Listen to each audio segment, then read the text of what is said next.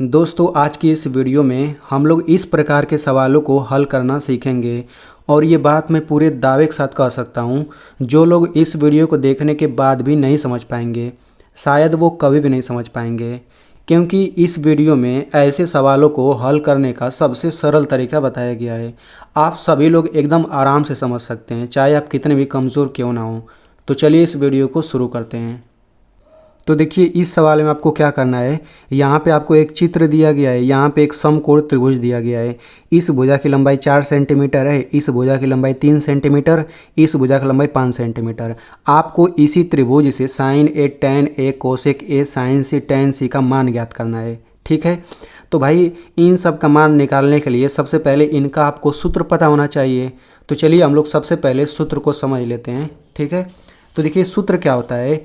सूत्र होता है साइन ए बराबर लंब बटा कड़, कोस ए बराबर आधार बटे कड़, टैन ए बराबर लंब बटे आधार, कोट ए बराबर आधार बटे लंब, सेक ए बराबर कड़ बटे आधार और कोसेक ए बराबर कड़ बटे लंब।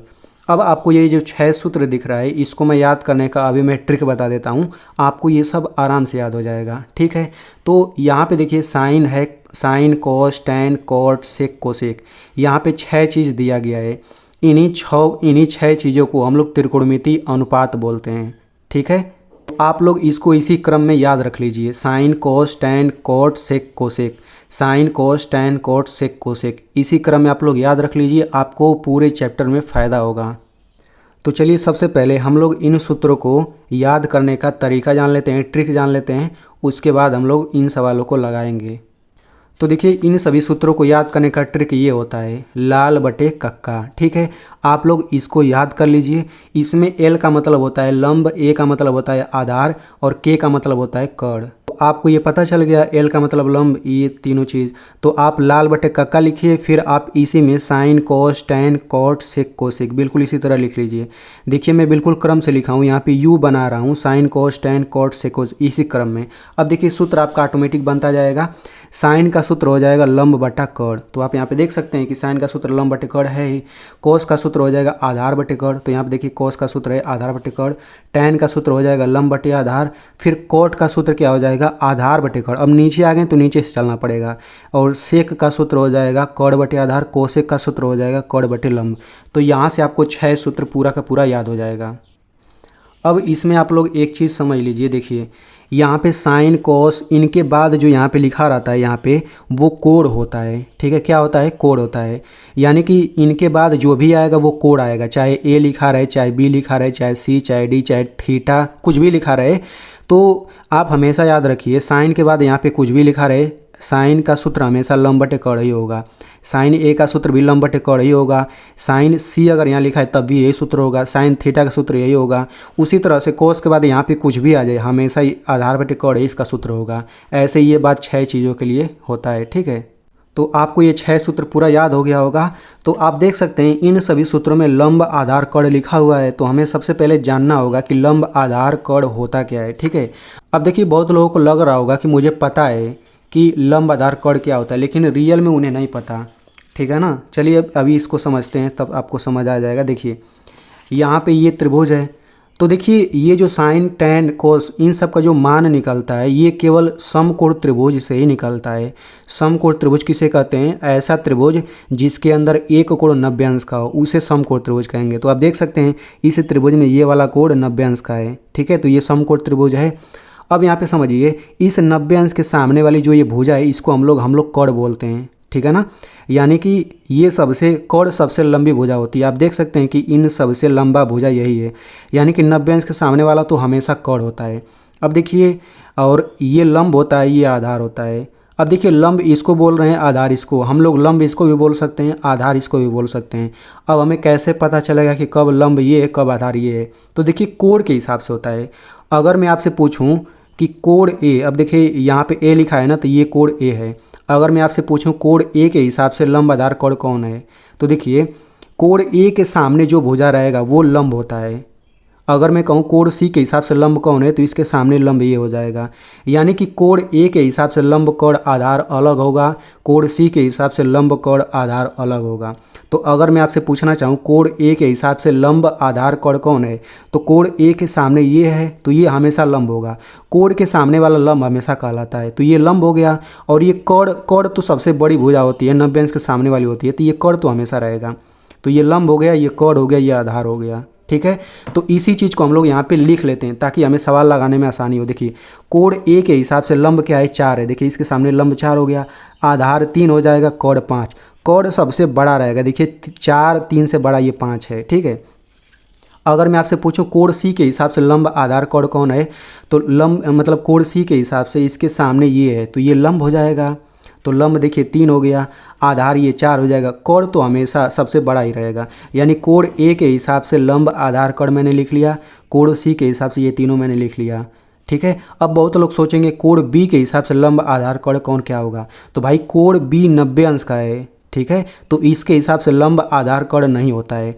यानी जब भी आपसे ये सवाल इस तरह का सवाल पूछेगा तो यहाँ पे जो बाद में लिखा रहेगा ना, वो या तो यहाँ वाला ये वाला कोण लिखा रहेगा या तो ये वाला, ये 90 अंश वाला नहीं पूछा जाता, केवल यहाँ वाला पूछा जाता है। ठीक है, अब देखिए इतना समझ गए तो अब आपको सवाल लगाने में काफ़ी आसानी होगा। ठीक है, तो देखिए हम लोग इस सवाल को लगाते हैं। इसमें पूछा है साइन ए, तो भाई साइन ए बराबर लंब बटे कोण इसका सूत्र होता है। अब यहाँ पे कोण ए है ना, तो कोण ए के हिसाब से लंब कोण रख दीजिए, आपका आंसर आ जाएगा।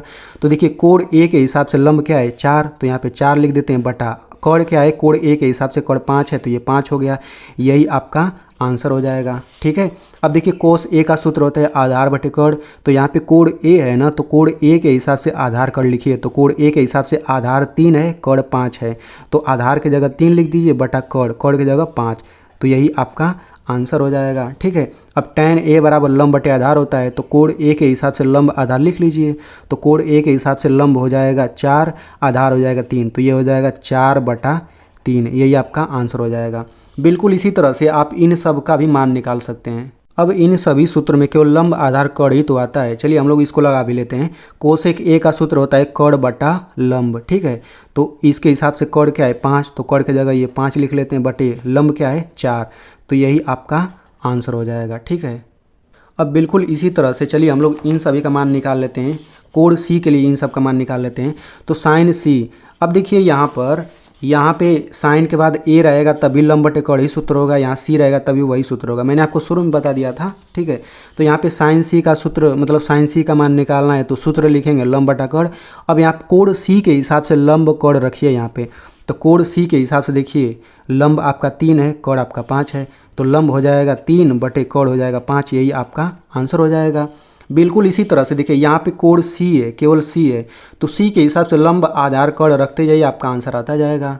तो बिल्कुल इसी तरह से देखिए tan सी का भी मान निकाल सकते हैं, तो लंब बटे आधार इसका सूत्र होता है। अब देखिए कोण सी है, तो कोण सी के हिसाब से लंब क्या हो जाएगा 3, आधार क्या हो जाएगा 4, तो ये आपका आंसर हो जाएगा। इसी तरह से आप इन सब का भी मान निकाल सकते हैं। वैसे देखिए इस सवाल में केवल आपसे इतना ही केवल पूछा था, लेकिन मैंने पूरा कोण ए के लिए 6 त्रिकोणमितीय अनुपात निकाल के सिखा दिया, कोण सी के लिए 6 यानी कि पूरा 12 त्रिकोणमितीय अनुपात मैंने आपको सिखा दिया। उससे ज़्यादा आपसे पूछ ही नहीं सकता भाई, केवल इसमें 5 पूछा है तो उतना ही निकाल दीजिए, लेकिन मैंने आपको 12 पूरा निकाल के सिखा दिया ताकि कोई भी पूछे तो आप लगा सकें। ठीक है, अब देखिए यहाँ पर एक सवाल और समझ लीजिए, उसके बाद मैं आपसे सवाल पूछूंगा तो आप लोग उसको ज़रूर लगाइए। अब देखिए इस सवाल में तीनों भुजा का लंबाई दिया था, जैसे इस भुजा का लंबाई 3 सेंटीमीटर दिया है, इस भुजा का लंबाई 4 सेंटीमीटर दिया है, इसका 5, लेकिन मान लेते हैं इसी सवाल में ये वाला लंबाई नहीं दिया रहता तो कैसे इसको लगाते हैं। मतलब सवाल यही है, चित्र ये है, बस इसमें ये वाला लंबाई नहीं दिया है और आपको साइन ए tan ए इन सब का मान निकालना है, तो क्या आप निकाल सकते हैं? नहीं निकाल पाएंगे। क्यों? क्योंकि इसके सूत्र में लंब बटा कोण होता है, तो भाई लंब की जगह ये रख देंगे, कोण पता ही नहीं तो कैसे रखेंगे। तो यहाँ पे एक महत्वपूर्ण चीज़ समझ लीजिए कि जब भी आपको समकोण त्रिभुज में 2 भुजा का लंबाई दिया रहता है तो आप इस तीसरे वाले को आप निकाल सकते हैं पाइथागोरस प्रमेय से। ठीक है, यानी कि ये वाला अगर ये लंबाई दिया है, ये तीसरा लंबाई नहीं दिया है, तो इसको हम निकाल सकते हैं पाइथागोरस प्रमेय से। अगर ये दोनों लंबाई दिया है, ये वाला लंबाई नहीं दिया है, तब भी हम इसको निकाल सकते हैं। ठीक है, तो यानी कि अगर ये सवाल आपको लगाना रहेगा तो सबसे पहले आप इस तीसरे भुजा की लंबाई निकालेंगे, उसके बाद इनको लगाने का तरीका बिल्कुल वही होगा, ठीक है ना। तो अगर आप तीसरे भुजा को निकालना सीखना चाहते हैं पाइथागोरस प्रमेय से, तो मैंने पूरा अच्छे से समझाया हुआ है, तो उस वीडियो का लिंक मैं यहाँ पे ऊपर दे दूँगा। अब मैं आपसे यहाँ पे सवाल पूछता हूँ, ठीक है। तो यहाँ पर देखिए ये एक समकोण त्रिभुज है और आपको tan A और sin C का मान बताना है निकाल करके। इसका आंसर कमेंट में ज़रूर लिखिए। और मैं आपसे एक रिक्वेस्ट करूंगा, अगर आपको ये वीडियो अच्छे से समझ आ गया है तो इस वीडियो को अपने दोस्तों में ज़रूर शेयर करिए, क्योंकि उन्हें भी अच्छे से समझ आ जाएगा। और मेरी मेहनत के लिए इस वीडियो को एक लाइक कर दीजिए।